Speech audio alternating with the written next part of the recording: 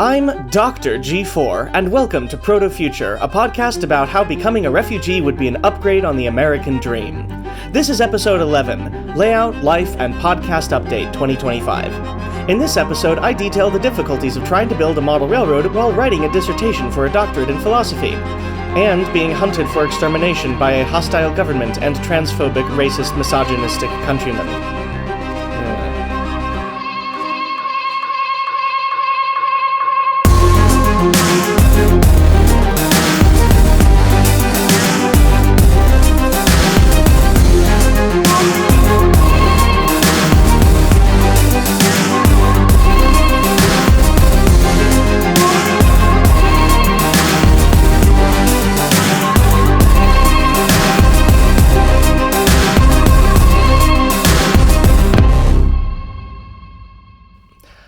If you'll all bear with me this one last time, while I personally think that nearly all complaints regarding cancel culture are unfounded because people opposed to it simply don't like that they're now held accountable for their horrible actions, I can understand the trepidation over being obliterated from society for a simple misstep or even somebody else completely misunderstanding what you meant.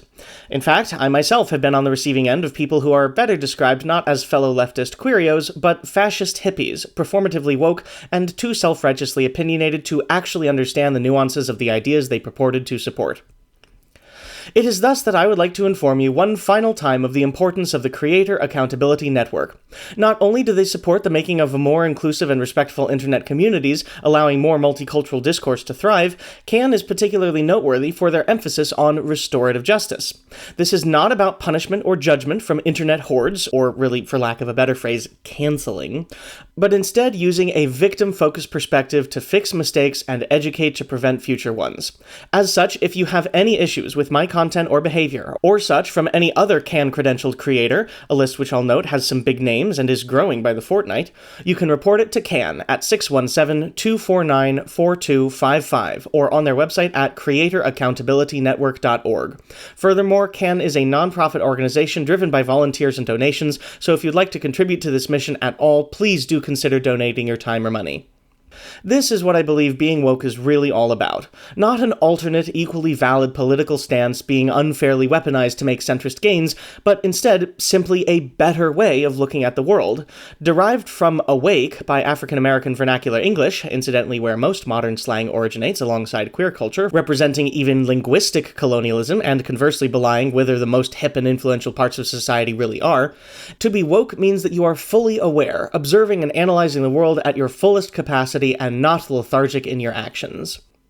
That, my dear children, is the true meaning of wokeness. Fade in lights, pull back camera, zoom out on an idyllic village square with a light dusting of snow and a large spruce tree adorned with pride flag ornaments. Now, on with the show.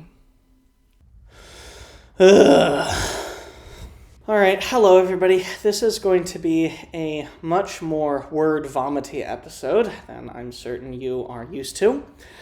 So over the past 6 or so months, I've been able to get a full month ahead, and that has worked out so much better. I'm no longer working to a deadline. I just finish the episode approximately when I'm supposed to, and then I schedule it to release the next month. And so that means I can take a little bit longer to work on an episode, a little bit shorter to work on an episode. I've gotten a lot more free time. It's a better system. But as I record this, it is 31 May 2025, I have started writing my dissertation. I think it was like May 10th or 11th that I had the final meeting with my principal investigator, my PI, my boss basically, and we decided that I had finished the requisite number of experiments to tell a good scientific story, and as a part of that, I now am writing a lot. So my dissertation will actually be 6 chapters instead of 5, an introduction, 3 experimental chapters, a conclusion, and then a bonus chapter, a lit review that I did about being an autistic person in STEM and how workplaces could better accommodate us. It was amazing. It was amazing. I just got my review back just yesterday. So I had written this article largely as a response to some coworkers and university administrators and program chairs whom I would like to wish a very nice day. And I had a little bit of a mental breakdown, and then 5 days later, I had written 5,000 words and 172 citations about how, according to the scientific literature, I am right and they are wrong in every possible dimension. And I thought that it was just going to be another G4 moment. But, well, then I decided to submit it to a few scientific journals, and... Okay, so I only got 2 reviewers instead of the standard 3. I guess it's because this is a non-research perspective and opinion/hypothesis article.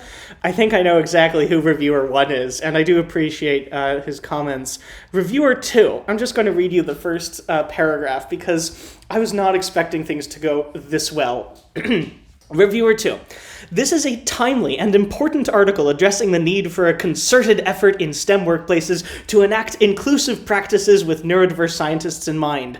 The manuscript is well-researched and effectively weaves experiences as described by neurodiverse scientists and evidence-based research findings. The article effectively presents the characteristics of neurodiverse scientists that can present challenges in the workforce, while emphasizing that these are not things to fix or cure. This article is significant, and it is essential for biomedical journals to present such content. Okay, I'll admit it was pretty cool. So, unfortunately, this is entirely a side project. I do have to, at some point, get the reviewer comments back in, but I imagine that the article will be published in about 3 or 4 months. Something like that. If you guys want, I can talk more about it. I actually do have ideas for an episode of Science and Tiny Trains, or something akin to that. But the main thing that I'm working on is my dissertation. It's all-consuming. So I have been writing nonstop for, I think, 20 days as of today. It's about halfway done. It is 261 pages, 44,394 words. And this represents, I have finished chapters 2, 4, and 6. 6 being the review article on autism in STEM workplaces. Chapter 2 being the already published discovery of my 2 genes, LINS-A and LINS-B. Chapter 4 is a not publishable project trying to figure out why LINS-A-B evolved. The data were not statistically significant, but I did put in the work. We just couldn't have known that at the time. Chapter 3 is what I just started writing this morning. That's probably going to be the next published paper. Then Chapter 1 is an introduction. Chapter 5 is a discussion. So again, I am about halfway done there. And June 13th is when the draft is due. But, okay, yeah, I'll survive. I've done worse, more or less. And it is also a draft. The actual full thesis is due July 7th, but it's basically 10 hours a day of writing every single day of the week. Well, this information is obviously out of date. As it so happened, my information was in error. It was in fact a complete draft that was due on the 13th, and while I did get a minor extension to the 16th, it ended up taking an 85-hour work week and 4 15 or more hour days just to get it in presentable order. In 46 hours, I wrote 13,000 words with over 200 citations. It is the single hardest thing I have ever worked on of anything before in my life, and I literally thought so hard I gave myself a headache. Science isn't easy, y'all, which is exactly why it irritates me to no end how in the world there are ever science deniers. In 1 week, I put more effort towards the discovery of the true nature of reality than these people ever have before in their entire lives. But either way, I can now successfully report that I have defended my dissertation, and I am now Dr. Gardiner. Or Dr. G4. Or Dr. 4, first name G. I'm undecided yet. But, as pertains to this podcast, there is not even enough time to edit the episode for this upcoming month, which I already had recorded. Just editing it takes too much time. So that's kind of why I'm here at the moment. Well, I guess we're going to talk about bigger things following that, but at least for now, I have a lot of science work to do, and I really need a quick, simple, easy-to-produce episode to fit between now and then. Just buy me a little bit of runway until things can get back to normal. Okay. Let's pick you up and head to the train room. I know I had said at some point or another that maybe every May-ish would be a layout update, so I think that this roughly does track with that, so it's not that bad, not too far off. Honestly, this podcast is just so much more of doing whatever I want every month, and depending on whatever it is I'm actually doing, that it's really hard to make firm commitments, as I am certain you well know.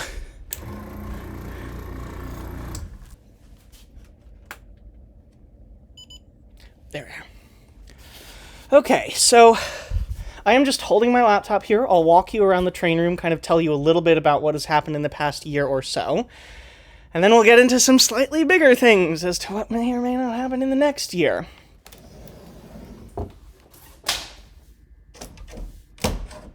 Alright, so starting off on the right here, I have a giant pile of wood and plywood. I thought I would just throw this one out there because I bicycled a 4x8 foot sheet of plywood home from the hardware store to here. Admittedly, it was in 4 pieces, so it was more like 4 2x4 foot sheets of plywood. But it was possible. I did it. Maybe I should even lead with that one. I sold my car last October, I think it was. I have been living completely car-free.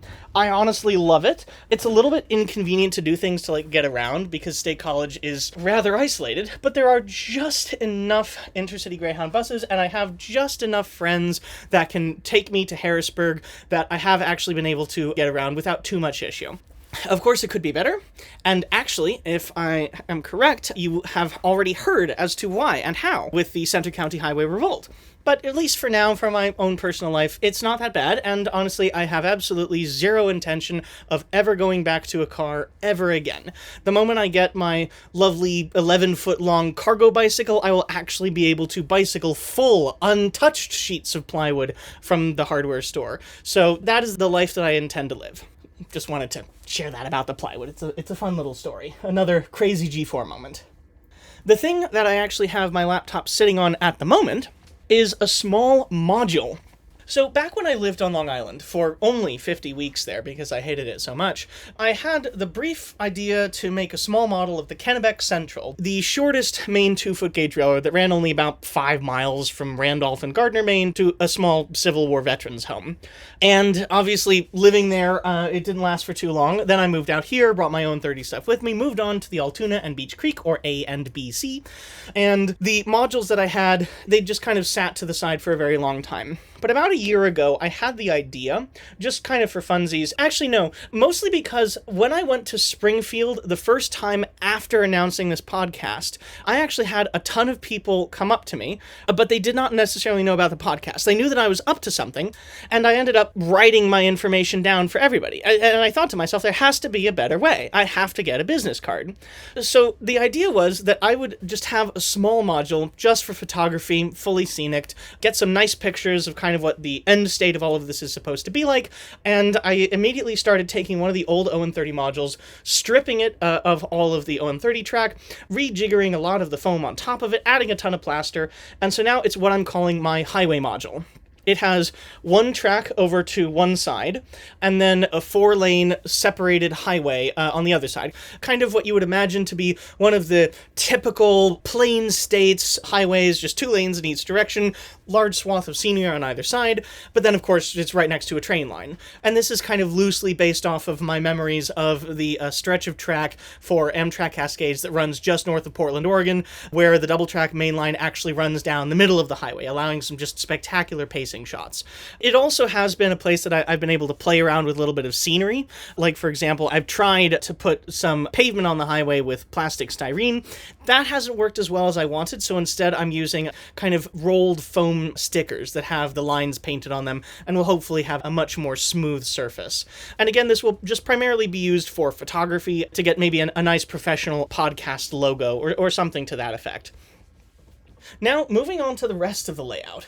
For a while, especially after the Borealis series, there was some sort of international shortage of cork sub-roadbed, and that actually set me back for a really long time. I was able to get a lot of stuff done up to a point. So I think I mentioned during the Borealis series that I was unsatisfied with my 3/4 turn helix. I think I started with a minimum radius of 22 inches. That's a little bit too tight for the length of mainline trains that I want to run. Superliners are probably the most obvious ones, but then also large double stack trains. So, I think a day or two before I left on the plane to fly to Minnesota, I sawed out the helix, completely forcing me to rebuild it. After I got back, That itself took some time to, of course, eventually get more plywood, and it's also now significantly larger. So the original confines of the footprint of the layout were about 7 by 14 feet or so. But now with this much, much larger helix that burns some height and kind of takes the hidden double mainline track down a little bit more in altitude before it reaches the scenic scenes again so that it can better hide underneath the scenery, it's now about maybe 3 feet longer in each direction, but that primarily comes from just a nodule up on one end of the otherwise still rectangle. Once the helix was in, that's when I ran up against the limit of the cork roadbed that I had on hand, and then also I needed to wait to get some more concrete tied flex track in. And so for about maybe 4 or 5 months there was very little that I could actually do on the side of laying track and building layout, which kind of was a shame. Towards the end, I started to go a little bit stir crazy, and I actually went back to the other module that I had on hand from the Long Island ON30 Railroad. I stripped off the ON30 track, and then I gently peeled away the cork roadbed that was underneath and then filed it down smooth again and then used that for track laying. Not very pretty, but it was functional enough for the time. Once about, I think maybe February or March happened, all of a sudden there was just an explosion of activity. By that time, I had gotten the 4x8 foot sheet of plywood. That gave me a lot of material. Finally, I was able to get some cork roadbed and then also 2 new packages of flex track and a ton of turnouts. In fact, I think by about March or April, I had every last turnout that I needed for the layout. Obviously, not all of them are laid, but that did allow me to start mocking up a lot of the scenes that I needed. Actually, maybe this is the time when I need to go inside the layout now. I'll put you here. All right, so we are now inside the donut. An interesting quirk is that since the staging yard was originally supposed to be bifunctional between HO scale mainline modern and ON30 Gilded Age steam trains, I actually built the staging yard and thus the height of the rest of the layout specifically to the ON30 layout that already existed. Sometime around September, though, I actually tore most of that out, salvaged what I could. I sold a lot at a narrow O-scale meet in Harrisburg, and I have very few things left. But because it was pegged at the height of the ON30 layout, and then the HO scale kind of went on top of the staging yard, it is a very tall layout. I am a tall person, somewhere around or north of 180 centimeters. 189 centimeters to be precise, because I flatly refuse to use unwoke freedom units. And it is eye level for me. So a lot of the construction that I do is on top of a step stool.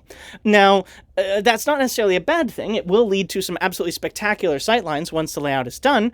And then also, not to get too much ahead of myself, whenever I move it, I can easily rework the leg height. But for now, it's a very vertical operation. It's a good thing that I have a tall room that I put it in. Anyway, so the same thing is kind of true as before. It is a donut-shaped layout with a central aisle, maybe about half a meter wide, maybe a little wider. And then it's a twice around, basically. So underneath the main scene, which is the one away from the wall, that's Rochester. That's about 4 feet wide. You then have a double-track main line that comes up, loops around, goes on the skinny side of the long edge of the donut against the wall, about maybe 15 or 20 inches deep. And then it curves back around, and then it sits on top of the sliding drawer 10-track staging yard. The whole Rochester scene is probably about 14-15 feet long. The sliding drawer staging yard itself is, I think, 9 feet long, because there are approaches on either side. And then, whereas normally I had originally intended that the main line would immediately loop back down and it would just be a double loop of the donut, now instead of going to the left, the main line goes 270 degrees to the right in a great big nodule, kind of almost an end of a peninsula up there, before then it tucks back down along the skinny length along the wall and then slides back into the staging yard. That's basically the conceit of the layout. That is until some things have happened. So, as time went on, I had always intended to have a small DMU operating line that would kind of act as like a branch line to a switching puzzle, more or less. I have two of the Pico DMU sprinters, and I intend to get at least two more at some point. So that will allow me two trains of two DMUs each, which is actually pretty prototypical to a lot of the existing North American systems at the moment. And this little DMU branch line was actually always intended to have kind of a transfer, an interchange with the mainline passenger trains at the main scene, Rochester, Minnesota. And I actually have a lovely little 5-track passenger station here. The 2 center tracks are the main line that continues from staging to staging. The single track closest to the aisle is actually a long layover track for the inciting incident for the whole layout, the Talgo Northern Lights Express passenger train that would go to Minneapolis and then eventually Duluth, although it's almost exactly like I predicted it. That train was just recently canceled. It's an absolute travesty, and so I guess I won't be moving to Minnesota then. But at least in this lovely little fantasy world here in my basement, I can still keep operating it. And then the 2 back tracks are going to be for the Minnesota Department of Transportation. The North Star commuter line that would come from Minneapolis and then before that St. Cloud, and then the DMUs that would then curve around and just hide behind the backdrop. The original plan was to have just a single track climbing up the back of the backdrop that would act as a 1-track staging yard for the moment, and then eventually it would be a no-licks that would go around the backdrop, around the side of the room, all the way up to a second level that would sit over top of everything. And that's where I would have a small operations and maintenance facility, a few more stations for the DMU, and then eventually an actual switching puzzle. So kind of, when you think about it that way, it's a fairly standard layout as far as things have gone. And then also it's really fun too, because I have an uninterrupted double-track mainline. So the idea would be that I would just take my favorite passenger train, set it going around in a circle. Take my favorite freight train, set it going around in a circle. And then I could grab either the DMU, or just a freight train from staging, a peddler freight, pull them out onto the mainline, go through the main scene in Rochester, and then go around to the switching area, and then just merrily switch away as a one-person show, letting the other 2 trains run fully autonomously, adding a little bit more life to an otherwise lone wolf layout. That was the plan. As time went on, things got a little bit more complicated. Probably the first one is that on the line that was supposed to be the no-licks / single-track staging yard behind the backdrop, I decided to put a Y, primarily for choo-choo logistics, because I have some really long unidirectional trains, not the least of which being the Empire Builder, the long-distance Amtrak trains that have locomotives only at one end and a very specific car order. So it would not be enough to just manually pick up with my hand the locomotives and move them to the other side. I would have to turn the whole train.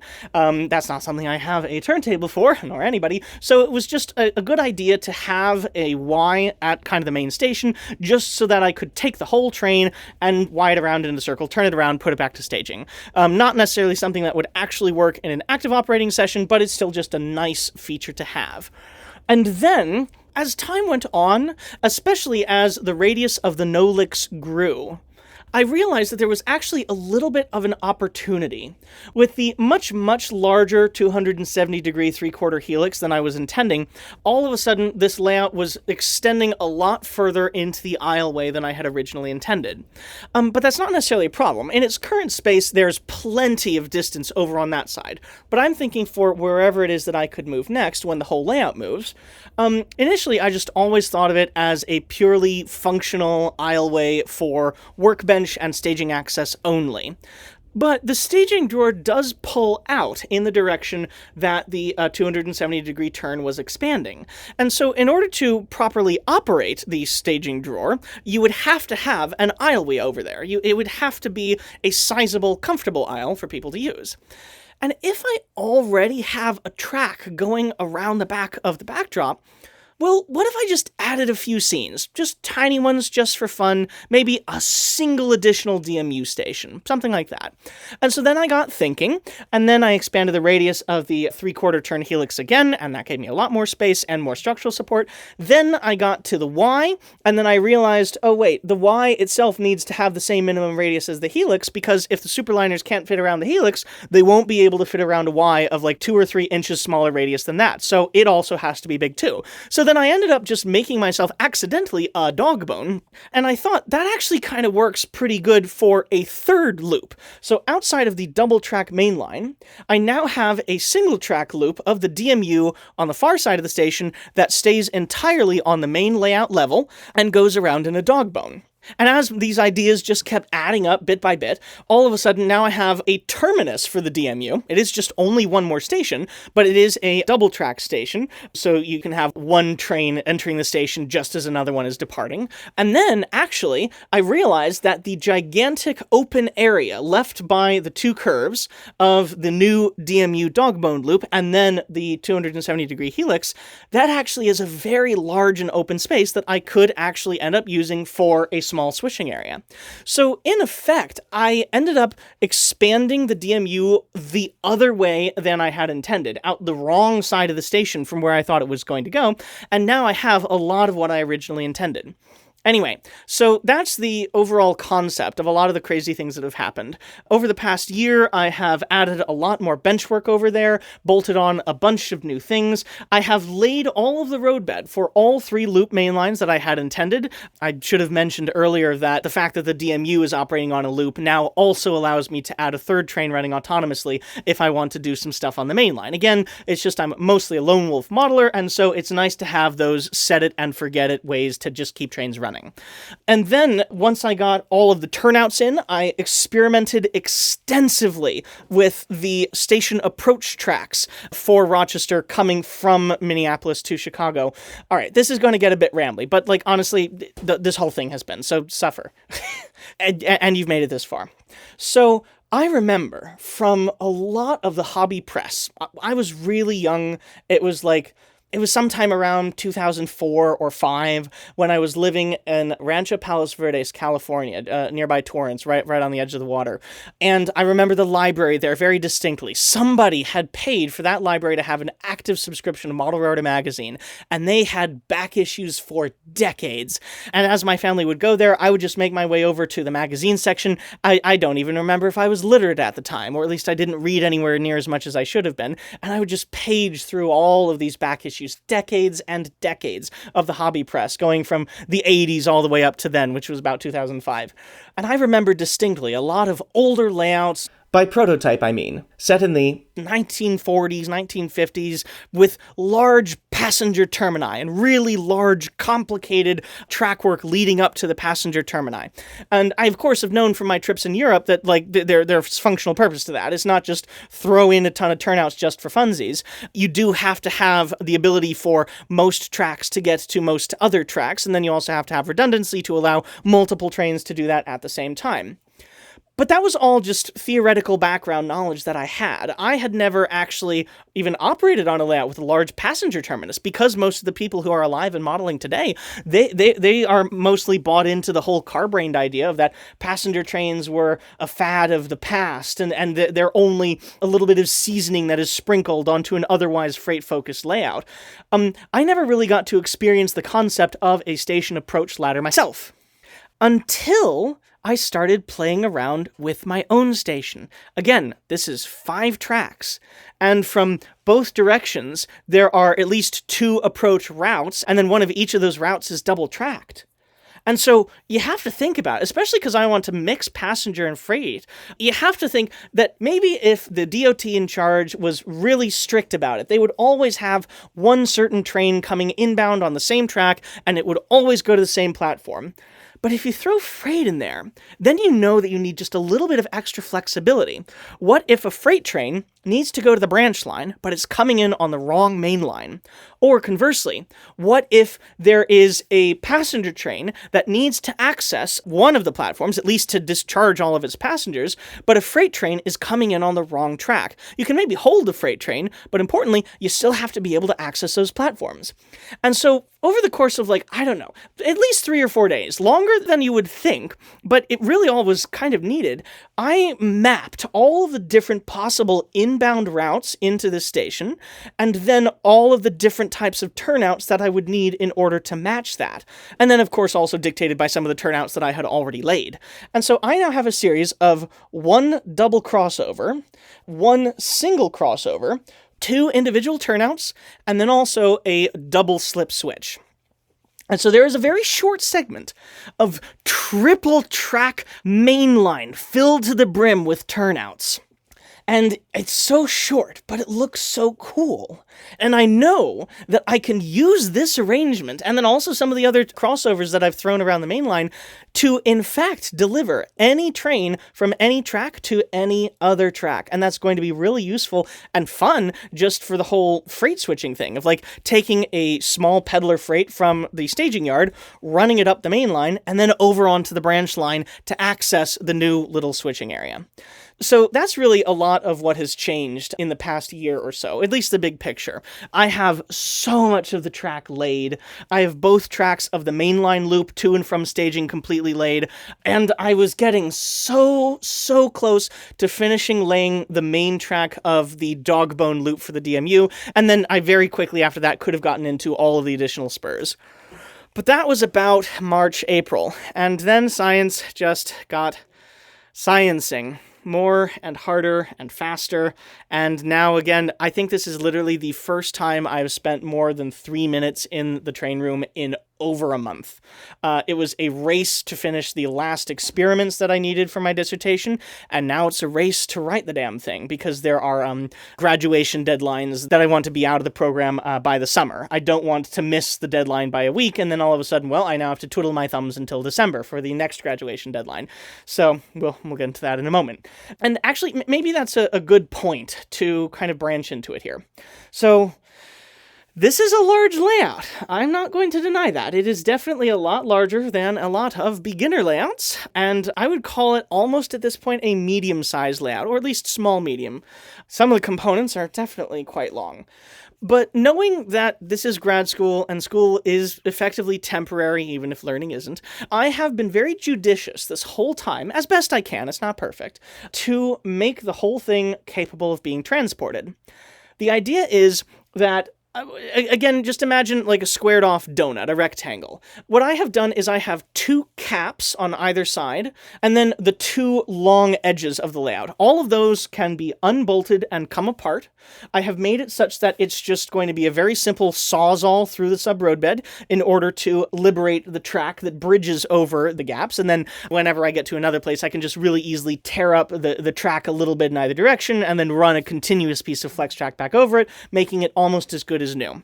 Actually, the main scene, the Rochester Station area, that is floating over top the staging yard on 3 long aluminum beams in order to not have any supports over top the staging to allow the drawer to actually, well, drawer. So that actually can come apart from the staging drawer, so I can crate those separately. And then a bunch of the other small odds and ends, like, I don't know, for example, the 270-degree turn helix, or maybe even the switching area, those can either be fairly easily unbolted or just thrown in the trash and then I rebuild them wherever I end up next.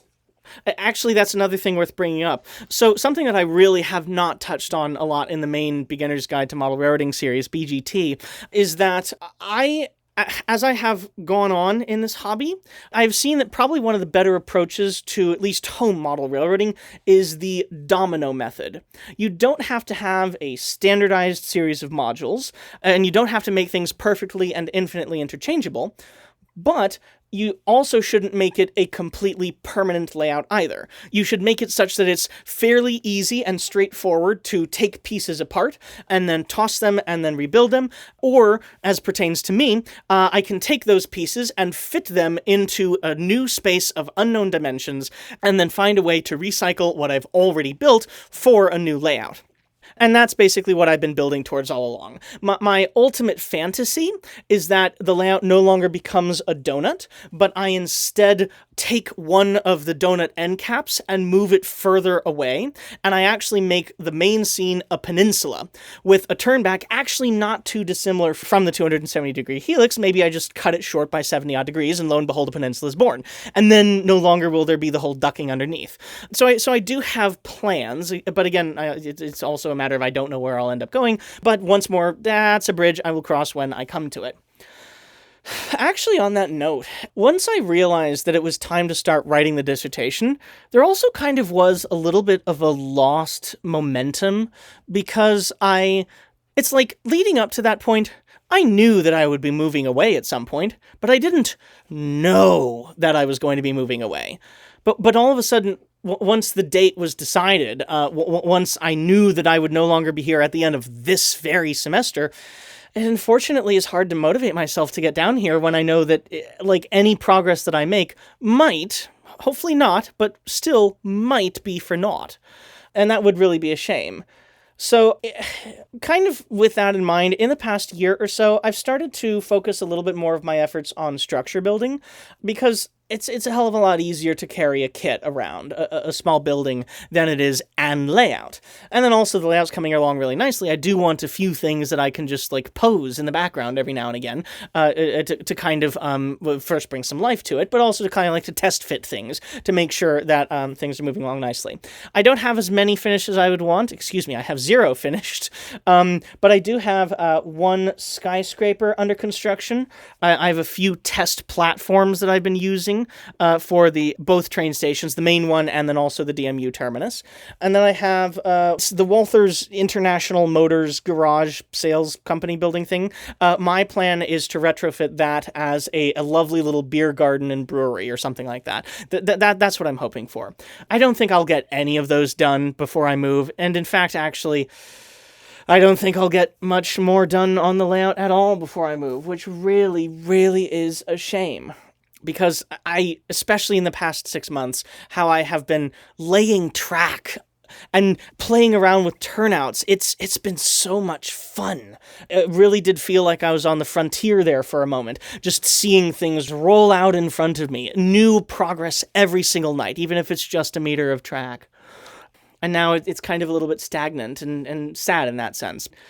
I mean, I am younger, I am much more mobile. This is kind of the curse of the moment of my life. And I don't have to worry about having a permanent forever layout yet, because I won't have a permanent forever yet myself. I need to wait for that to come along, move along in my career, get a professorship somewhere. But it's still fun to do it when I have the chance, and just a little bit sad when I can't.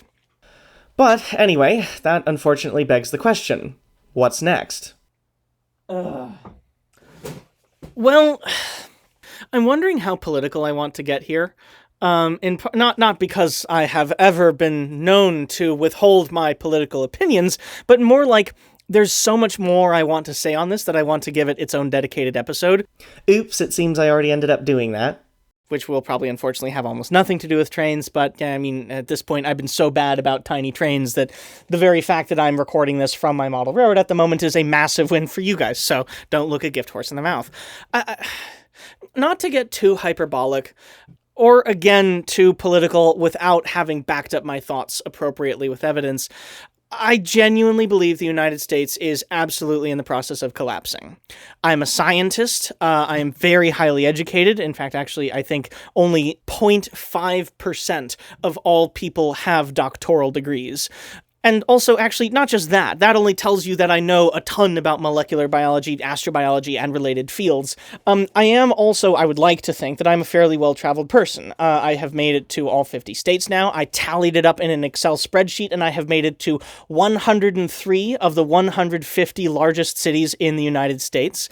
So I'm very well-traveled here. And then also, like, of course, with my sister going to grad school in Switzerland, I've spent my fair share, at least especially for my age and for people of this generation, in Switzerland, Austria, Italy, Germany, France. Where else have I gone? Australia, New Zealand, Ukraine, actually. We have friends, family friends who are from Poltava. And then my brother was adopted from Mariupol, or what was Mariupol. And so... And then just finally on top of all of that, I do always try to maintain an open mind everybody that I meet, especially at a university, especially at this university. Penn State is like the 24th best university in human history. So even though we are in the middle of the Rust Belt, in the middle of nowhere, tucked away in some hard-to-access mountains that currently only have automobile access, it still is a fairly international enough destination. There are plenty of people that I know who are from India, Croatia, Denmark, Italy, and, God's forbid, Miami. Horrible place. 0 of 10. Would not recommend. In addition to a bunch of other crazy niche interests and trying to read a lot of history books and keep myself well-rounded on a wide variety of topics, that has given me an extremely broad perspective. And I will admit, it's one that a lot of other people probably don't have access to, and even fewer have the pecuniary liquidity to keep up with. So, that all being understood and acknowledged as both a reason why you should listen to me and also a reason why you should take my statements with a grain of salt, at the end of the day, I think it really just boils down to two things. I am trans, non-binary, pansexual, polyamorous, and I am a scientist. Especially the trans part. At the moment, it is literally under siege in the United States. There are actual people out there who want me exterminated. In fact, I'm sorry, Trump's literal position was to exterminate me. And I've met some people who genuinely did not know that, but that completely boggles my mind. How in the world you could ever vote for Trump and not be a transphobe? Because it was up there. That was like one of the main things he was running on. That the younger generations are crazy and the liberals are out of control with gender anarchy. Delete them. And then now he's in charge and I'm in danger of being deleted. I have had friends back in Seattle who have had their passports and state IDs confiscated and destroyed. All of my legal documents say that I am trans. I want to get out of this country. I have to get out of it with a passport. I cannot let my passport get seized. And so, as a result, I have been restricted to ground transport. I think since Trump was inaugurated, I have flown only once out and back to Denver, and I don't see myself ever taking a plane in this country ever again, because I cannot risk a run-in with the TSA. It's almost been a good thing that I've sold my car, because that means that I'm going less to these small, rural Rust Belt villages where I could actually be hate crimed. Elmo and his doging of the federal government has cut scientific funding. A ton of people that I know have had their grants canceled. There is a flurry of laboratories who all of a sudden cannot fund the grad students that they have or the research expenditures that they've already made. These are important things, like designing vaccines. I actually knew somebody, she was in my cohort no less. She was on a virology team when COVID first happened, and she kicked into gear and published like 8 scientific papers in a year in order to help come up with that vaccine. It's like these things have real world consequences, and that's kind of the problem. I don't think Americans have learned that their actions have consequences. My career is in danger. My life is in danger. I have to get out. And even if I was not trans and was not a scientist, I would not want my tax dollars going to these chucklefucks who have decided to be a bull in the china shop of politics, who have decided to literally fund genocides in Israel. Honestly, I think that country just needs to go away. There is no excuse for it to stay around anymore. And no excuse for anybody to believe in religion in general. Just all of them are wrong. There is no God. There is no evidence for a God. It's adult Santa Claus.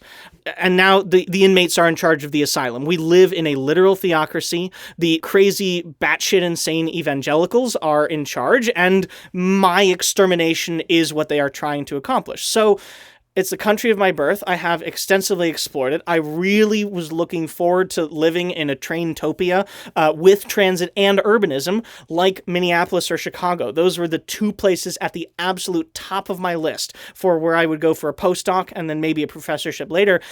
That's not a chance anymore. I have to get out, and I really do not see any reason why I would ever want to come back. There are a bunch of pithy statements that I've been saying to kind of explain the moment.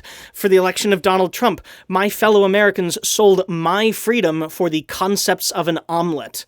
Actually, that's self-worth noting. Conservatives are anti-freedom. They want to take away everybody's right to life, liberty, and pursuit of happiness for some people's right to have guns. Guns need to be outlawed unconditionally.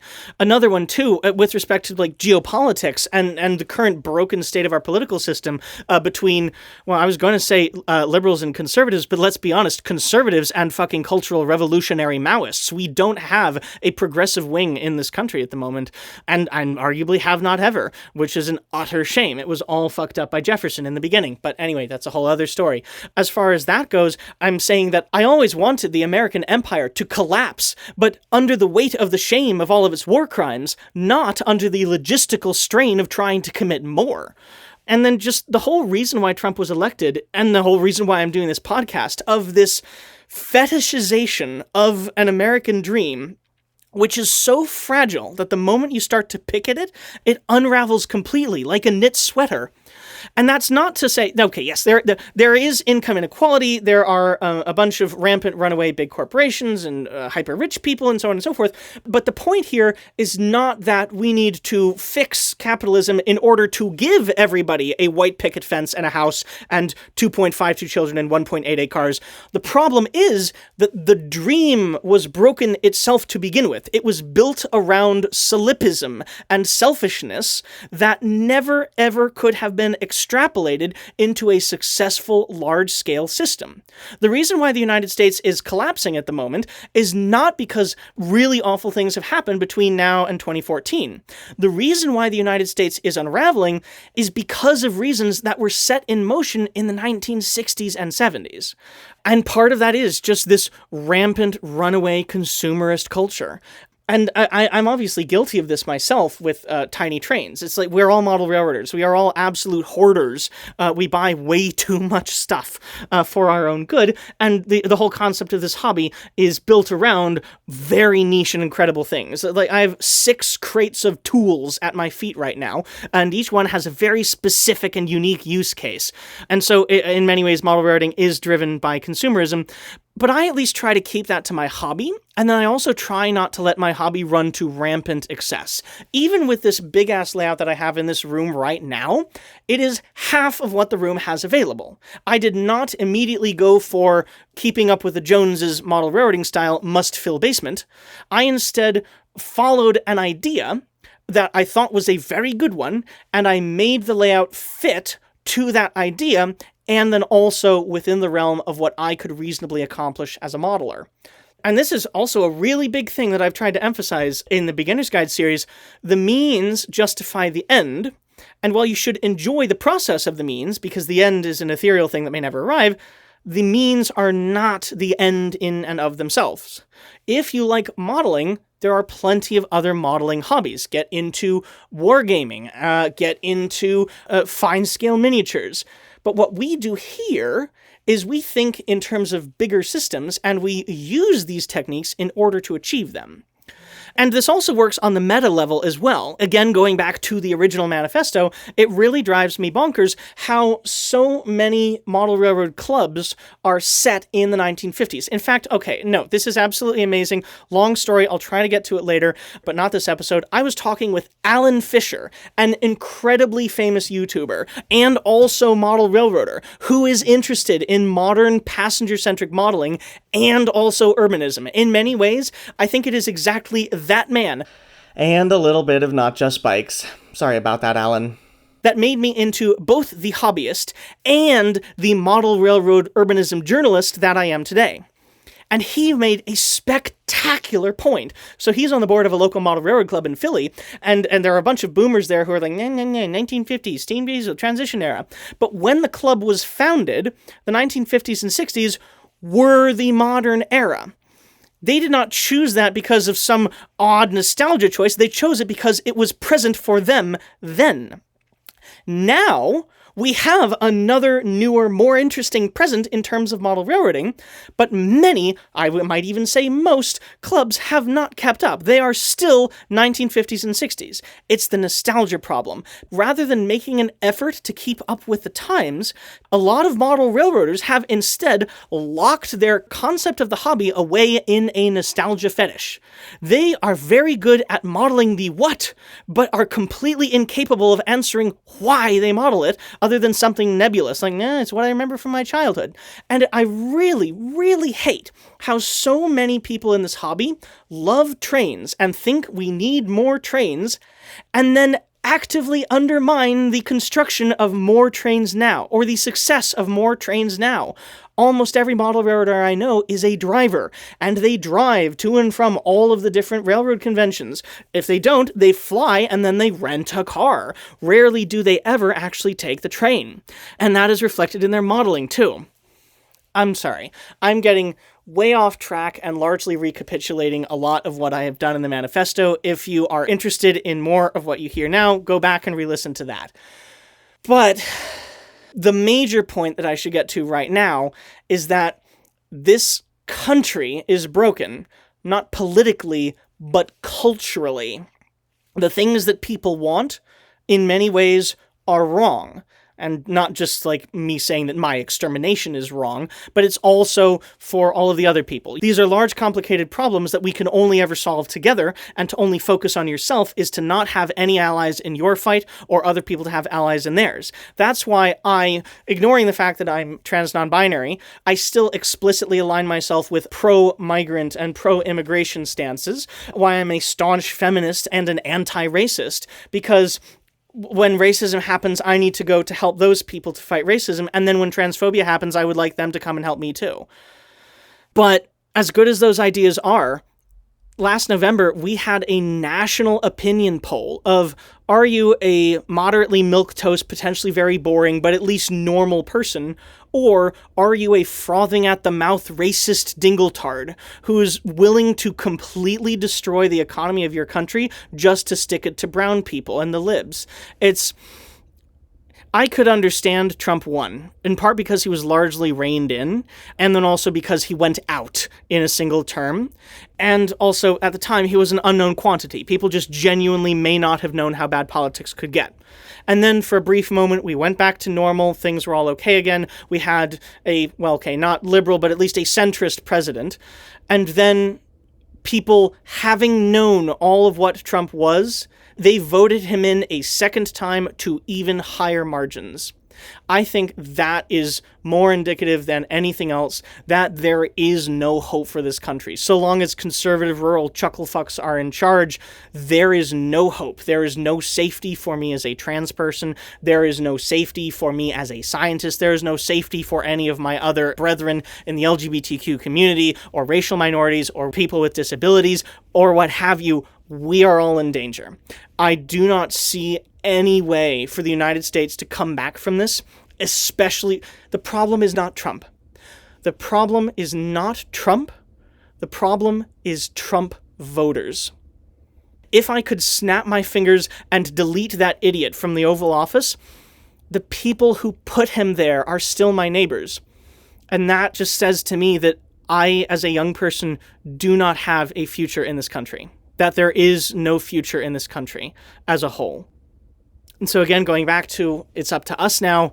I know that not everybody has the academic achievement or a pecuniary liquidity to escape to Europe or some other, literally anywhere else. If you can go to Canada, that's easier. Or Mexico. I've heard nothing but spectacular things, and they have a socialist female pro-train president now, so frankly, they're starting to eclipse the US. And if you can't get to a blue state, that's safer, they're better. Blue states are more successful economically, and they have politicians that will actually at least try to go to bat for you. If you can't do that, go to a blue city. State College, Pennsylvania is a trans sanctuary city, which is probably the only reason why I've made it this far in the Rust Belt. But just whatever you do, as best you can, vote with your tax dollars, and don't give those fuckers an inch. They do not deserve our prosperity. And they definitely don't deserve mine. So I want my career to be exclusively overseas. I really do not see myself returning here ever for a job or to live permanently. I'm out. This is too much. This has gone too far. Conservatives need to be punished for their stupidity, and probably the best way to do that is just to do my very best from the outside to drag the U.S. reputation down until it is no longer a superpower, and the people alive today will know exactly that they were the ones who caused that they took a superpower and they destroyed it through their selfish, uneducated, old-fashioned religious ways of thinking. So, sorry for the rant, but at least we can maybe wrap up with what does that mean for the podcast? What does that mean for you? I'm not ending it. I'm going to keep going. Model railroad stuff will suffer, largely because I will have left my layout behind, or it will be crated or boxed up, or one way or another. The components will be far away from me. In many ways, I do not see myself working on this for the next 6 months for a wide variety of reasons. If I'm lucky enough, I can get a Wohnung somewhere in Germany, a flat, and it will have a space large enough to do this. Unfortunately, I don't think that might be the case, which would really be a shame. Maybe I can ship components over to myself, work on individual models, maybe just make a much, much smaller layout, just a single track loop, just to scenic it, just for funsies. I really can't predict what I will be able to do with what I have until I know where I go and where I end up living. And that's going to be, again, at least 6 months. And then, well, I mean, the European postdoc system is a little bit different from here, so there's a chance that I might be going through this whole rigmarole all over again in 2 years, moving to a place where I get a professorship. And so, in many ways, model railroading for the next 2 years will probably be on the back burner, which is a shame, because it just really felt like things started getting going there, and it was so fun while it lasted. I don't think I'm going to abandon the layout concept again. I don't think I'm going to sell all my American stuff and start building a European layout, in part because the American Utopia layout that I've been working on so far has already been a European Utopia, just with words in English and locations in America. My thinking is that I'll model an alt history of a sort where the United States will have collapsed, and that it will be the independent state of Chicago and Minneapolis, like, I don't know, Bremen and Bremerhaven, one exclaved from the other, and they built this layout in order to link themselves through the burning wasteland of rural America. So I'll probably end up doing something a little bit like that. I don't see myself selling the concept yet, even if it's going to be difficult to port all of the individual models and layout over. But as for content, obviously not actually actively modeling is going to be difficult. I think I'll probably just wrap up BGT. I think I really have only, about 3 more episodes in me. Something about maybe operations, maybe detailing and maintenance of equipment, and then maybe clubs and model railroad logistics and whatnot. So yeah, I think BGT, at least in that sense, will be kind of on the downturn for a minute. I will probably continue the American Railroad History episode, and then eventually, once that's done, I'll move it over to the rest of the important world, since America is no longer part of that. So I will keep that up. But I really do think a lot of going forward will only be able to be done by me talking about my life in Europe and my transition over there. They have tons of trains, and I have been doing a deep dive on every Wikipedia article I could get my hands on. It's fascinating. There's a lot of history there, but also, probably more importantly, there are also a lot of ideas that even if you are staying behind in America and for some crazy reason think it's not the complete end of the country, if not continent, I would still say that there are probably ideas over there, both in real-world railroading as well as modeling, that I will try to communicate back across the pond to you guys so that you can make use of it. Again, all for the grand purpose of building urbanist model railroads. And actually, on that note, I do have plans for several episodes. I have scripts for at least 4, partially written.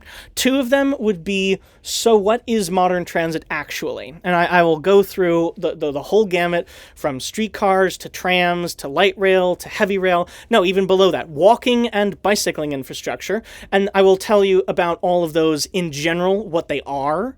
And then I will follow up with, all right, so how do you model this? What does that meaningfully change for model railroading? How does it change your layouts?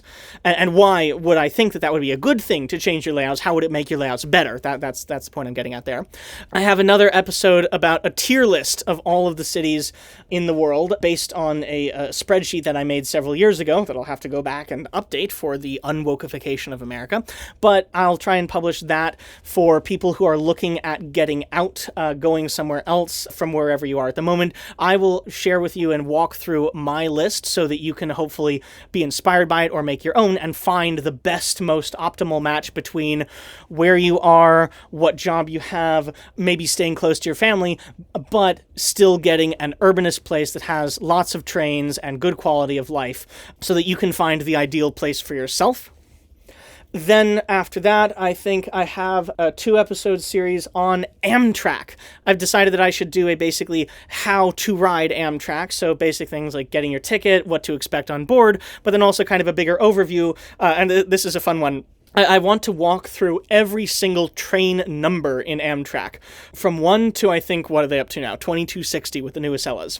So that will kind of be, like, again, an American-focused episode, but also sharing the parts of America that are salvageable, the transit that exists rather than the car-brained dystopia that it is. And that's something that, again, I think a lot of people can make use of on their own layouts, learning the specifics of how Amtrak works to turn it from a little bit more than just a single train that goes from staging to staging and makes some pauses and mixes things up for the dispatcher. I think there's a little bit more nuance there to be had. A lot of it, please.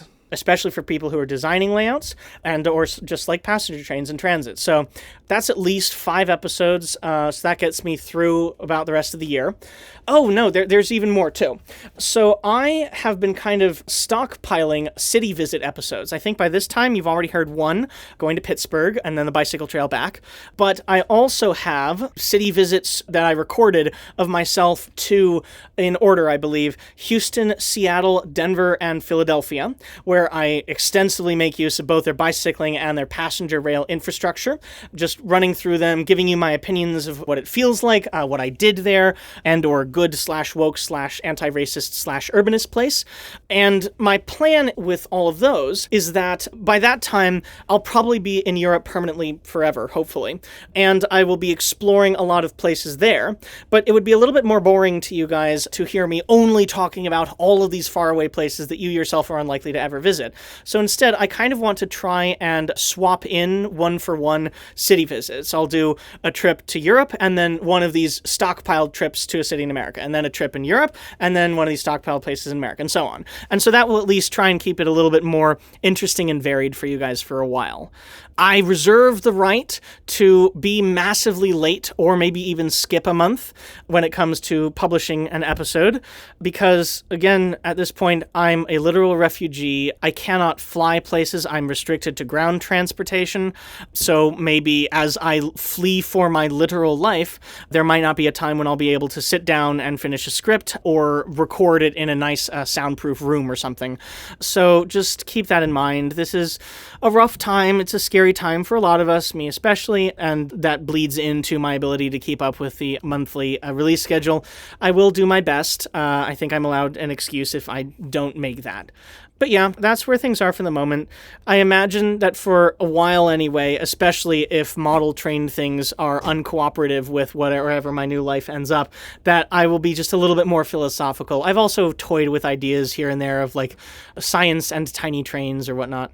But I hope that if you've stuck with me thus far, that it will at least be interesting to you guys, that I will, if it's not on topic, at least it will be of interest to you guys. That's what I'm going to try for. That's what I hope to achieve. Yeah. Sorry if I'm just a little too cynical and depressed these days, but I mean, when your homeland literally falls to the evil king of madness, it's not an emotionally healthy time for a lot of people. No, gods, excuse me. When the literal evil king of madness was voted in by your neighbors. It's just, I'm done with this country. I'm done with everything that it represents. Even if the American dream was achievable, I don't want it. It is wrong, it is unscientific, and it's not something that personally appeals to me.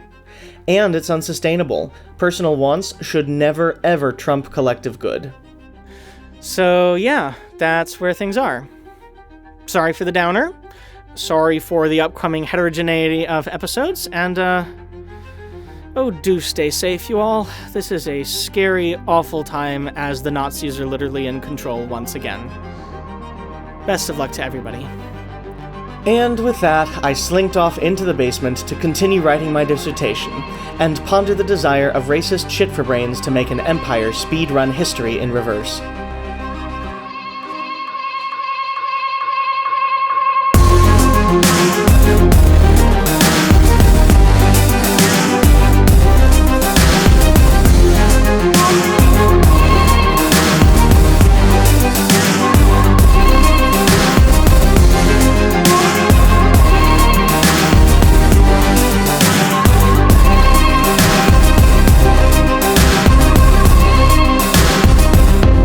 This has been episode 11 of the Proto-Future podcast. Fuck you all, I'm leaving this dump.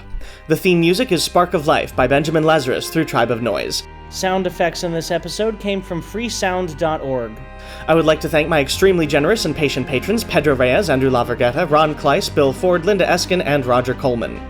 If you would like to know more, you can visit the website at www.bgtmrring.org. That's Bravo Golf Tango, Michael Romeo Romeo, Indigo November Golf, Oscar Romeo Golf.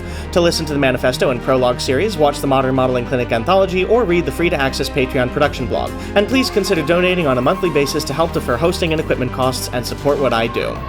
This content is provisionally CAN-credentialed. You can report instances of harassment, abuse, or other harm to their hotline at 617-249-4255 or on their website at creatoraccountabilitynetwork.org. This podcast was written, recorded, and produced on the ancestral lands of the Susquehannock people. I would like to thank them for their historical stewardship of central Pennsylvania. Thank you very much for listening. Keep riding trains, keep punching Nazis, and keep building a better future.